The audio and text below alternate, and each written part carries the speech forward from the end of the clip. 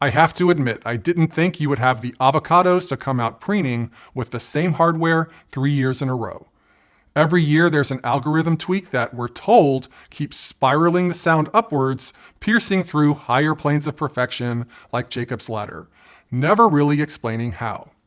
Well, this charade comes to an end today. Here is where I do a hardcore review of the Q990D, comparing it to last year's Q990C, listening really close so that I may decree whether there is a noticeable sound change and if the sound change just might be interpreted as an improvement. Now, I know I've been mouthy about how the Q990D can be further enhanced by adding 2 music frames via Q-Symphony up front with wide separation. I've been secretly planning a dedicated video comparing it to the HT-A9. My video was going to be everything everyone has ever wanted.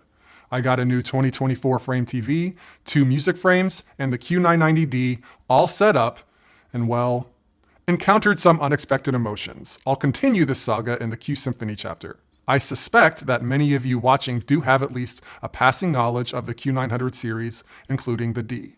I'm gonna ignore this reality and review the D to serve serious historians and those that are less familiar so they can walk away as experts and go give the help at Best Buy the business. Yes, almost every detail with this system is the same as the C, B, and A. I'm gonna hot take the differences through the course of the review. Design and build, we have a change. The soundbar and the rear speakers got darker, moving on from the 2022 Q990B and 2023 Q990C Titan Black, which is a synonym of unpleasant gray, to graphite black, which is another way to say it looks better than Titan Black. It's a sharper, bolder shade, though the sub is the exact same color as the Q990C. If we're talking materials, weight, and dimensions, no changes from the last 2 years. The D has the same uniquely shaped 8-sided soundbar to get the sound projecting in many directions. There is a metal grille on 6 of the sides and respectable take-home-to-your-parents plastic on the bottom and back. Side note, as you peruse Samsung soundbars, you'll notice that many of them look like the Q990D with 8 sides, even the budget-friendly ones. They're just smaller. Note that all Q bars other than the Q900 and 800 series have plastic coverings on the side. There's no sound coming out that way on the starter bars, and they're much smaller. The 900 differentiates itself from the 800 series in that there are 2 speakers on the sides, instead of 1. The more you know. The ports, per usual, are on the bottom and off to the side, which forces you to bend your dear cables, which distresses me every time. The surrounds have a metal grille on 6 of the 3 sides, which provide clues on how to situate them, as there should be a grille facing not only the listener, but also the side wall. The speakers are the exact same design for the 3rd year in a row, with the same curvature on the top and sides to supposedly improve sound, though it almost certainly impacts style more. The speakers still sit on a pedestal of sorts to reduce the wiggles, which helps with sound clarity. The ported sub is a lean cuboid with rounded edges along the meridian, coated in an aggressively boring gray, with a flying saucer hovering off the side, which Samsung calls an acoustic lens. The weight of the sub did increase about 4 pounds starting with the B, and I do not attribute the entire weight change to the acoustic lens, which made its debut in 2022. I did sense the bass response notably improved that year. Driver array. Yes, the same channel count 4 models in a row. The D is an 11.1.4 channel system, meaning it has 11 discrete channels pointing horizontally, parallel with the floor, 5 of which are pointed straight at you. No funny business.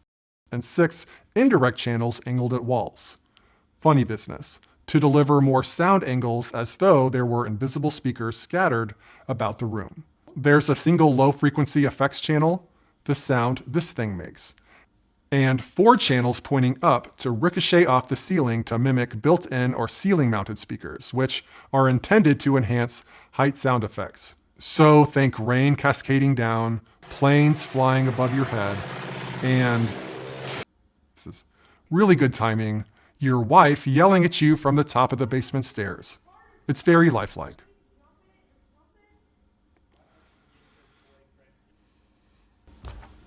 Do you need a back rub? The soundbar is a 7.0.2 channel speaker with 15 drivers, which, other than the Nakamichi Dragon and JBL 1300X, is unprecedented in number. Other bars like the Ambio Plus do claim a similar channel count, but this is achieved via virtualization, software tricks. Impressive software tricks using fewer drivers and physical channels. The D soundbar is more honest or plain in their claims, with 9 driver groups pointing in 9 different places.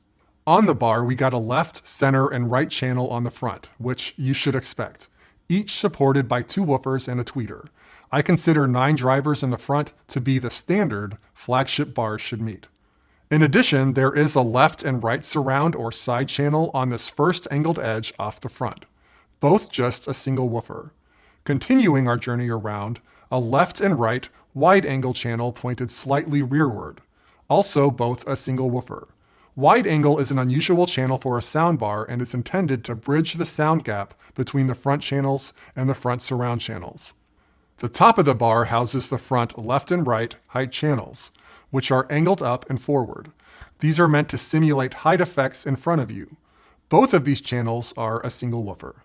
The surrounds both have 3 speakers supporting 3 channels, specifically 2.0.1 channels with a rear surround, and rear height channel, with each channel being supported by a single woofer. In terms of positioning, ideally you should place the rears behind you, 4 to 6 feet, and off to the side while pointing the front of the speaker towards you. This will result in the most realistic rear spatial effects, making it sound like you're in the center of the action. The second best option is to position them off to the side and towards you. You really want to create some space between you and the rear speaker, and have them be around the same elevation as your head. Note, there is an option to place the surrounds in front so that they can be used to widen the front soundstage in the case that rear or side placement is not possible, practical, or desired. It's an interesting option that actually adjusts soundbar output, so the 3 front speakers are more harmonized. The rear speaker up front option is unique to the B, C, and D. The ports. A bit of excitement with the D if you're a gamer. Got a bad case of the fidgety fingers. Yes, the 2 HDMI inputs have been upgraded to HDMI 2.1, which most notably can pass 4K 120Hz, up from 60Hz, and 8K 60Hz, along with variable refresh rate. Obviously, you still have an eARC port with pass-through support for the HDRs, including HDR10, 10 Plus, and Dolby Vision. Samsung does not advertise Dolby Vision pass-through. My guess is that they want to avoid licensing fees and to not put a spotlight on the awkward fact that their TVs don't support Dolby Vision. Awkward. If things have gone completely wrong in your life, you do have an optical port. And let's not forget about the USB service port brought to you by the Apple Mouse team. I think it's been at least 3 years since I made that joke, so by my soundbar joke guidelines, it was eligible to be told again. We'll put the 3-year timer back on that one. Codec support. Nothing new, still everything. That means up to and including lossless content from Dolby, DTS, and LPCM. And 3D object-based formats from Dolby and DTS, which is Atmos and DTS:X, respectively. All the formats can be delivered wirelessly to the soundbar from 2022 and newer, higher-end Samsung TVs. If you're wondering if the enhanced HDMI 2.1 inputs improve audio in some way, no. They just improve the video you pass through the bar to a TV, assuming the source is passing something like 4K 120Hz, and your TV can support the frame rate. Sound adjustments. New stuff first. Word on the street is that the Adaptive Voice Assist feature is upgraded to Pro, just like the top-line Model Year 24 Samsung TVs. How the Pro differentiates itself is unknown to me, but what this feature has traditionally done, yes, the non-Pro version, is adjust voice to compensate for room sounds, to fight against vocal sound masking. For example, when a certain someone is being too loud when cooking you dinner with the simmering and such, and the dialogue gets a little difficult to hear, AVA with Maybe Pro will help you to overcome that challenge. 2 rear speaker sound settings were added, including Party Mode that balances front and rear sound, which is intended to be more conducive to bopping.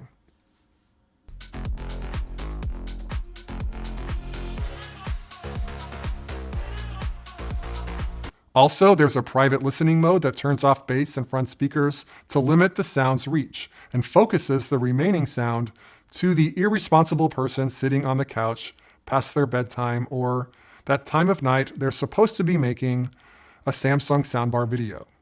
The stuff that hasn't changed. Samsung has and still provides more adjustment levers than most. I suppose top line is the room tuning feature SpaceFit Sound Pro. You might also see it as 2.0. That uses microphones in the soundbar and bass module to periodically and silently adjust global level EQ to respond to your changing room acoustics.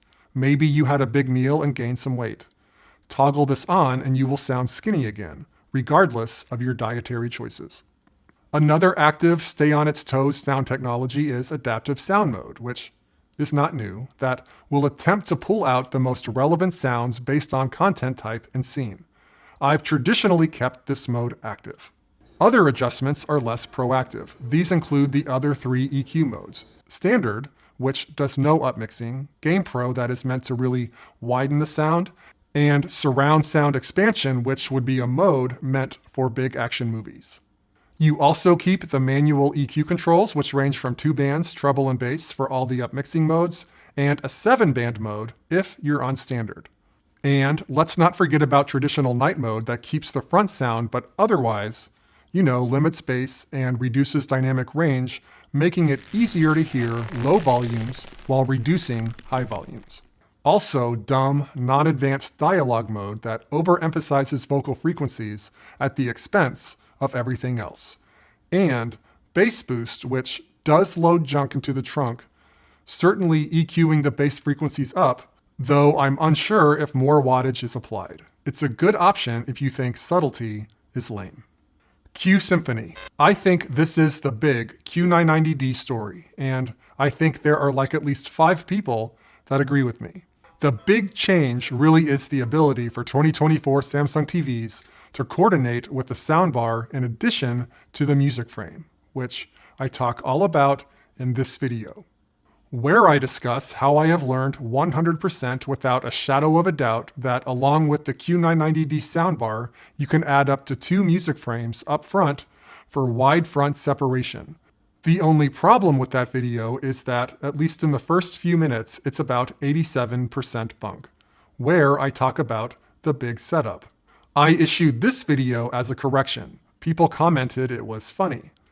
It was all pain for me, so I'm not sure what they were laughing at. So let me talk about that cold, dark night I tried to set all this up. So after some moderate confusion around how to get the soundbar and frames talking after I set them up in the SmartThings app, I thought to myself, will everything be recognized by Q-Symphony automatically? Do I gotta set it up in the app somewhere? Why am I not automatically prompted somewhere to make this happen? Well, eventually I was able to get into the Q-Symphony settings with a fair bit of excitement and see the 2 music frames and the Q990D all listed and ready to be checked. So I clicked the left frame and the right frame, and I got that feeling when you have an easy layup for the game-winning shot, getting ready to add the Q990D. Click. Well, isn't that funny? When I press the soundbar, the left frame unchecked. Silly checkbox. Let's just check it again. Why did the right music frame get unchecked when I checked the left frame? At this point, I started to feel the numbness creep over my body as I fruitlessly tried to get all 3 checked, surrounded by many empty boxes reminding me how much I spent to get my dream Samsung setup. That was not to be. Yes, the cold hard truth was a max of 2 devices can be paired with the TV with Q-Symphony 2024. So 2 frames as an alternative to a standalone soundbar, or a soundbar in 1 single frame. You know exactly what we've all been requesting. It was the most exquisite customer troll I have ever encountered, masterfully crafted. To make the story even better, to get the soundbar and music frame playing, you need to go wireless, giving up the Q990D hard HDMI connection and its 2 improved inputs. So I was stuck with a single operable frame. What can you do with it? Well, you can place the music frame in one of 5 locations, which will adjust the kind of sound it makes. Left and right, rear center, and rear right. The only location that made sense to me was rear center to maintain symmetry and to fill out the back sound wall. I'll discuss the sound in the sound quality section. All right, I'm going to clarify how you can connect to the music frame because it's wildly confusing.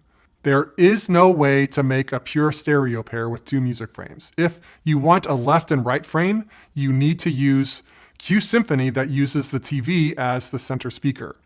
There is not a stereo music frame pair off in the corner of the room just for music option, which seems ridiculous, especially if you're spoiled by Sonos.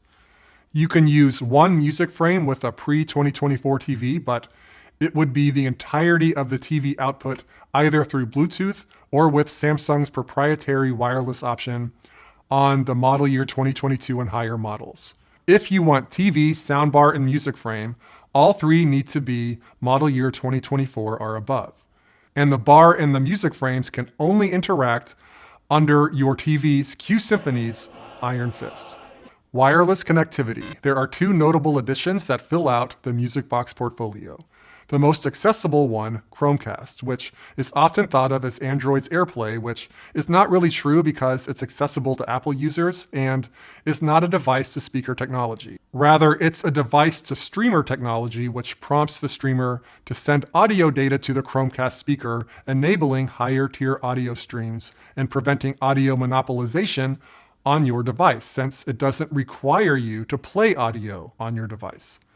The downside is that Chromecast works on an app-by-app basis, where AirPlay behaves like Bluetooth in that it can transmit any audio playing on your device to an enabled speaker. Second, Roon support. I don't have any first-hand experience with this ecosystem, but is essentially Sonos for people that are too good for Sonos or who don't like the closed ecosystem, with a greater emphasis on high-res playback, audio processing, chain transparency, and audio descriptions. Otherwise, the same old story. You have Bluetooth, AirPlay, and Alexa built in with microphone support and works with Hey with a third-party device. Roon, AirPlay, and Chromecast are your multi-room options. Controls, no change really. The bar, they're pushy buttons. You have the wake the bar, toggle inputs, wake Alexa multifunction button, volume up, down, and a mic mute toggle. The remote, you know what it is. They're still putting a dedicated input button on it, but not the TV version, which is annoying. Otherwise, they put the high use stuff up higher, including a dedicated sub-level rocker. The more expert controls down here require multiple pushes, the D-pad, and or the front bar display to get done. Fun fact, you can mute the system by pressing down on the volume rocker and reset the woofer level by pressing down on the woofer rocker. The app, download SmartThings. You can do all the things in this maturing app. In terms of overall sophistication in controlling the soundbar, I think this app is second only to Sonos. I also sense the user interface layout is looking a bit better and more intelligently organized than in years past. For instance, showing how the rear speakers are being used here in the front page instead of burying it makes more sense to me, especially as the rear options proliferate. Gotta say though, I was not impressed with the app layout for controlling my new 2024 Frame TV. What a joke. Ick. The display, it's a totally acceptable narrow, could be wider scrolling front dot matrix display that can go away. There is a separate 5-dot display below that lights up when you say. If you can't read, I said, Alexa! Ooh, I was so close to not doing that all video.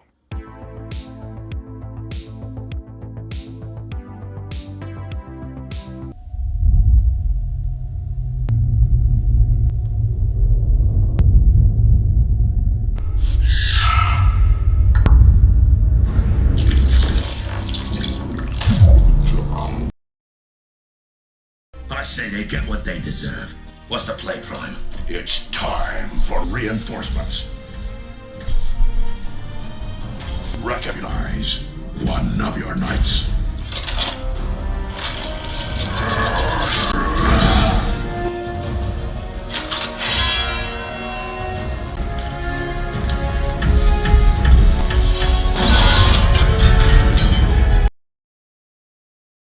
is bound.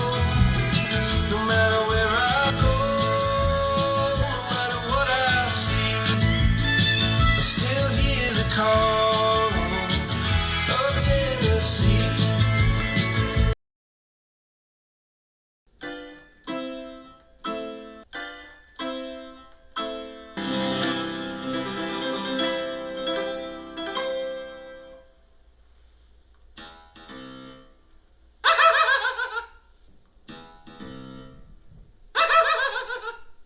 Sound quality, comparing the C and D. High level, unless it's your mission to identify distinctions, which might involve something extremely silly like buying both systems and recording each and listening really close, you probably aren't going to be struck by the differences. That is, if you were to take the C or D home, listen to your favorite movie, and take a sound survey, you would probably fill them out the exact same way.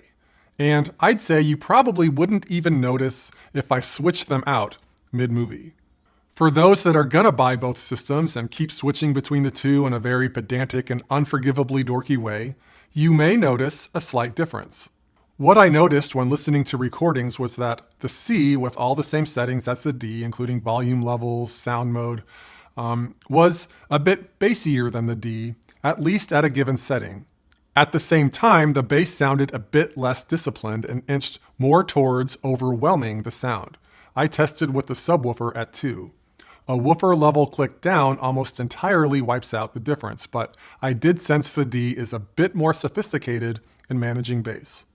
Overall, the D with extra careful listening does come across a bit brighter than the C, with more of that top level detail and harmonics on top. However, this came at the cost of overall sound richness at times, with the C bringing out more midtones on otherwise trebly sounds like higher notes on a harpsichord. These differences are generally easier to identify when listening to just music, whether that be listening to your favorite song or music from a movie. In the Will Harrison music example, at least before the YouTube compression you're dealing with, it was pretty obvious bass was more prominent on the C, while the D sounded a bit more disciplined and restrained. In the Amadeus example, it was clear the D was brighter, making top-level detail more accessible, and the C sounded a bit richer with more mid-tone support.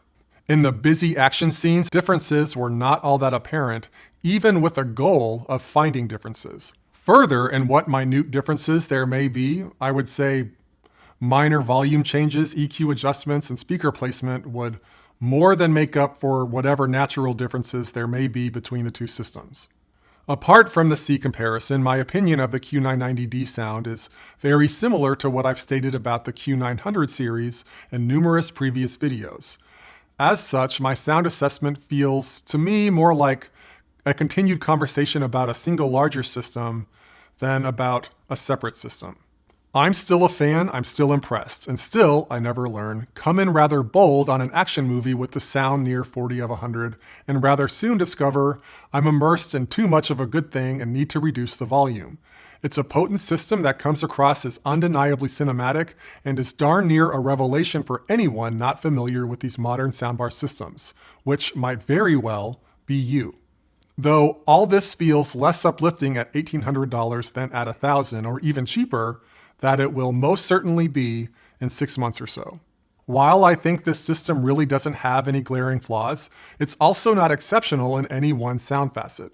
Its strength is that it's quite good at a lot of things and avoids driving into a ditch, along with what will eventually become a compelling price for a high-performing flagship system. Probably the most mentioned weakness of the Q900 series is the bass potency. The main criticisms are it doesn't go low enough and you're stuck with only one bass unit, further limiting its presence both in volume and in coverage. I will hold that the bass performance, while not remarkable, is better than average with its, yes, average hardware, but above average automatic tuning technology. My take is that it goes deep enough to get you to that cinematic point. I believe it to be well trained so it doesn't trip over its skis, say bottoming out or losing its precision. It integrates well with the bar and surrounds, adeptly extending the frequency range. For this system, I think a second unit would be helpful in more evenly spreading bass frequencies. I'd probably put the second unit diagonal to the front to bring more balance along the X and Z axis. And unlocking lower frequencies would be nice, but I don't need the overall bass level to be much louder. I think that could overwhelm the balance. The 3D audio performance continues to be noticeable, but not top of class, and certainly not an uninterrupted bubble. I think to be a top contender on this category and this form factor, you really need separates up front and/or have to be willing to change a whole lot of ones and zeros with the sound and manipulate it to simulate something like a round bubble, particularly when the speakers are in a triangular position. Yes, while all the bar makers put their fingerprints all over the sound, Samsung does lean more towards trying to do it the old-fashioned way with real drivers rather than extreme DSP techniques that I'd say would be more indicative of Sony's strategy. I always felt like this was a pinch of innocence, a forthright direction from a cold, faceless multicorp. For better 3D audio, my current go-tos would be the HTA9 with wide separation in the front and back, Sonos with the Era 300s with the wild rear soundstage, and the Nakamichi Dragon, which is the D on serious performance-enhancing drugs. I think Ambios with surround speakers would most certainly join this list if they ever decide to go that direction. The Q990D does a decent job on expressiveness and texture and bringing life to a scene. That being said, the Dragon really pushed the ball forward on this, at least in the full soundbar kit space. The AMT tweeters really do elevate and separate the Dragon quite a bit on this front, specifically that really sharp detail up top that brings a sense of hyperrealism to atmospheric and foreground sound effects. The right way, with appropriate hardware as opposed to an over-reliance on software tricks. I was taken aback a bit how squeezed the Q990C sounded compared to the Nakamichi Dragon, when I thought the C before the Dragon came out to be the most capable all-around soundbar kit on the globe. The same conclusion applies to the D. Just know that however good you think the D sounds, the Dragon is significantly better. There is more detail to be heard. Comparing the two bars physically, it's just not that surprising there would be a difference.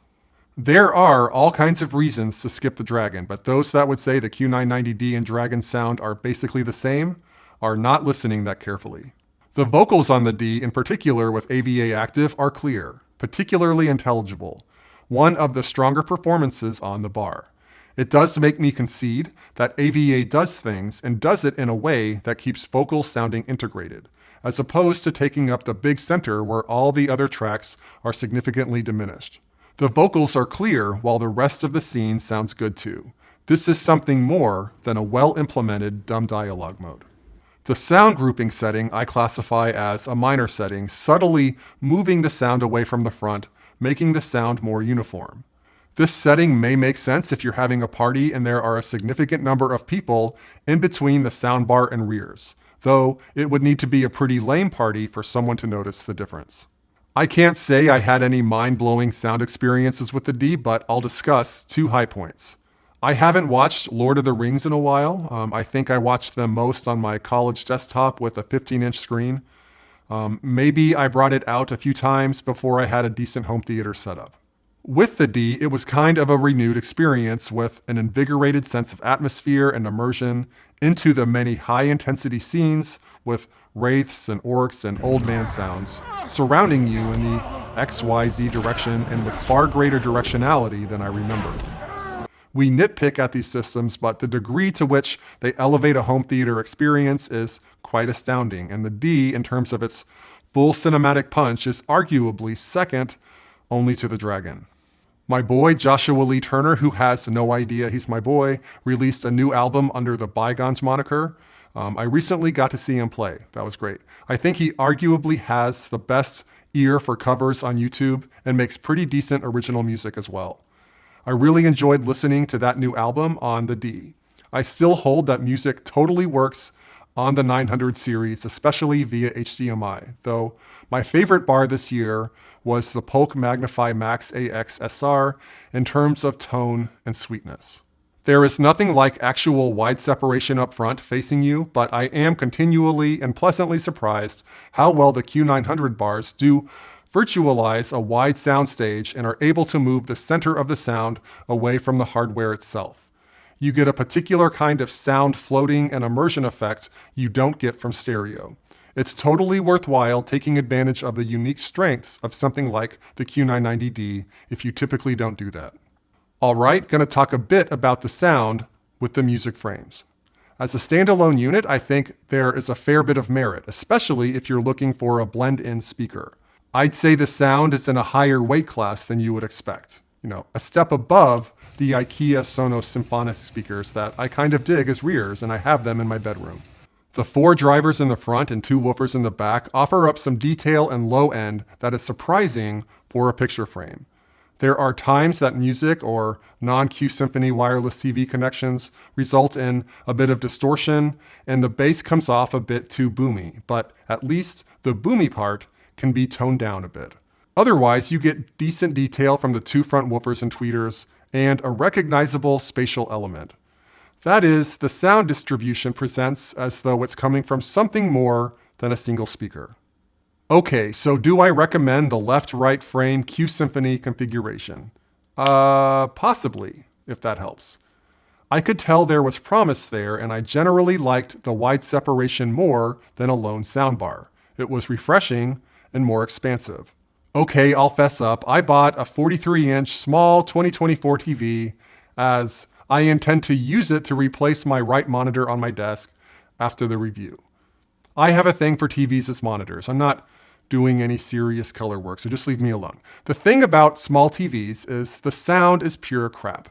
My 43-inch 2024 frame TV would do everyone a favor by keeping its mouth shut. The sound was really worse than I expected, squeezed and tinny.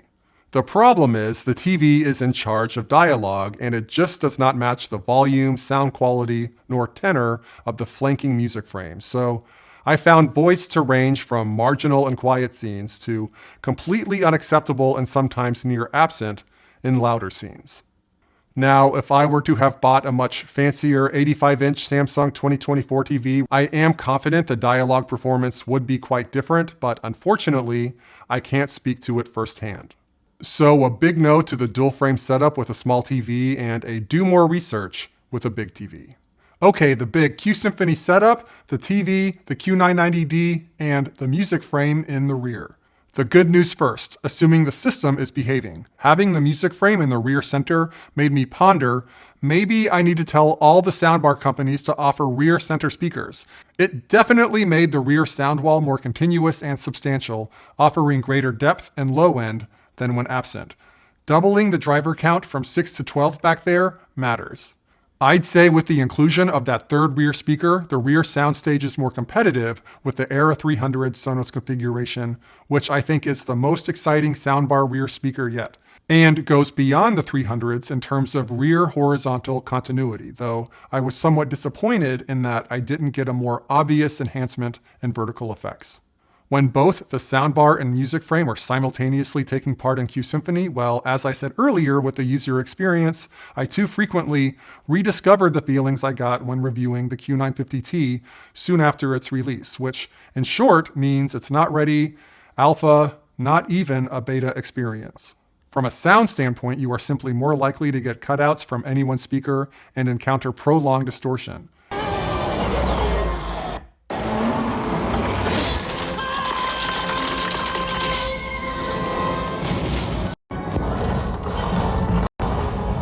For some reason, music took a serious quality hit with this setup, with the sound coming out of the rear music frame typically being laughably bad.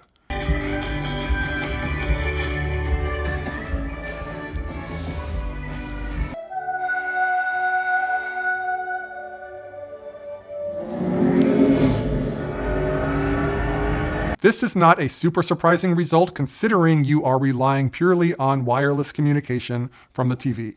Communicating Atmos wirelessly from a TV to just the soundbar is somewhat of a high wire act already, but when you add a whole separate speaker, my sense is the system gets overloaded, and well, it turns out Samsung is not really ready for one additional coordinating wireless music frame, much less the 2 I was hoping for. I predict the situation will noticeably improve as the firmware updates keep coming, but if you are only interested in the frames as adornments to a soundbar system, your best move is to wait and see what comes of the experiment. The kind of improvements I'm looking for are the option to keep the soundbar plugged in to reduce the wireless communication draw, greater sound stability, and the option to have a soundbar and 2 frames. My fear is you can have all of this with a model year 25 TV, soundbar, and music frames. Wrap up. While there technically are some sound differences between the D and C, I think for 98% of you, this is the same bar as the C, which is a really good system. If there's some lust in your heart for the Q990 series, the minor upgrades are likely not worth the extra cost unless you absolutely need HDMI 2.1 pass-through capabilities. If you want Chromecast compatibility, you can get it pretty cheaply through a Google streaming device. The expanded Q-Symphony setup I was so excited about is a foot in the door to a bigger, bolder opportunity, but man, did the door dang near break off that brave foot. It's an unfinished idea that is very disappointing at this moment. It deserves a lot of criticism, but I think it's worth keeping an eye on. Where do I place this bar as a standalone? Well, I think I have very much the same opinions as I had with the C last year. I think the D has a more coherent sound than the Sonos with Era 300s, but Sonos offers a more exciting firework-oriented experience coming out of the 300s. The Sonos sound comes across as less mechanical, and I think Sonos could easily outshine the D with an updated, more substantial bar that is rumored to be coming this year or next. Not to mention my renewed admiration of Sonos after the Music Frames connectivity debacle. The HTA9 offers a unique spatial experience, but sound-wise is light relative to the competitors. Others might say airy, clean, and neat, which is fair. The Dragon is still the baddest dude on the block via pure force, and well, Bose, JBL, Klipsch, and Sony soundbars, not in the top 4 at the very least as cinematic-centric systems. Anyway, I think I've made this particular video long enough for it to count. Please help me achieve my 40,000 subs by 2025 goal so that I might rise to the top 100 to 150 most influential soundbar-specific reviewers over 40 years old on YouTube in America, not including California, Texas, or New York. Thanks for watching. Catch you on the next one.